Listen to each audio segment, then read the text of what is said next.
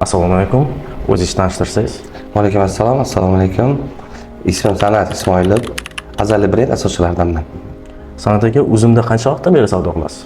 Uzumga 2024-yil fevral oyida kirib keldik. Birdan kirib kelmasligimiz sababi bozorni o'rgandik. Shu Uzum platformasida ishlashdan oldin bir sinab ko'rdik. Ishlarimiz, savdomiz yaxshi bo'lib ketgandan keyin to'liq iyun oyida tovarlarimizni joylashtirib boshladik. Uzum marketdan oldin nima bilan shug'ullangansiz? Uzum marketdan oldin offline magazin yuritganmiz. Hozirda shu bozorlarning eng yirik bozor, kiyim-kechak bozorlaridan biri bo'lgan Bekbarakada savdo qilganmiz. Bekbarakada shu offline tartibda B2B sohasida ishlaganmiz asosan. San'at aka, boshida shu savdo boshlaganingizda xatolar bo'lganmi? Xatolar bo'lgan bo'lsa, qanaqa xatolarga duch kelgan? Albatta, xatolarimiz bo'lgan. Bu birinchi xatomiz shu Uzumga e'tirof vaqtliroq harakat qilmaganimiz. Keyin ish jarayonida xatolar bo'lib turadi. Endi ish jarayonida xatolarni ijobiy yondashib,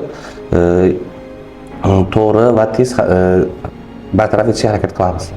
Shu xatolar ustida qanaqa saboqlar o'rganildi? Xatolar ustida shu birinchi o'rinda tizimli ishlash, shu o'zimizda bo'lib turgan kamchiliklarni ko'ra bildik. Savdo shu marketplace'larda savdo qanaqa qilish kerakligini o'rgandik.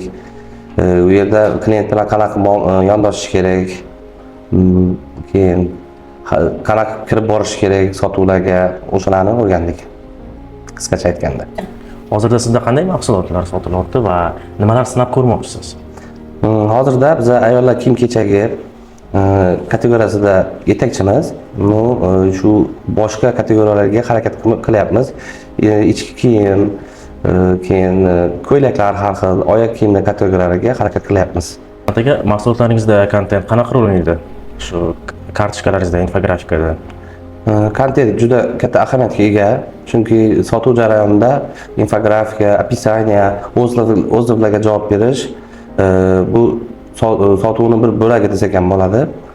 Chunki har bitta mijoz bilan biz oldin offline'da ishlaganimizda yuzma-yuz gaplashayotgan bo'lsak, hozir online'da через bu internet onlayn bo'lgani uchun mijozlarimizga to'liqroq ma'lumot yetkazish uchun kerak bo'ladi nimalarimiz, kontentlarimiz. Mahsulot qo'yganingizdan keyin shu narxlarni qanday qilib belgilaysiz? Narxlarni asosan bozorni va oxirgi iste'molchini o'rgangan holda belgilaymiz. Logistika va omborxonalar bilan qanday ishlaysiz? Hozirda Uzum marketda FBO ham bor va FBS ham bor.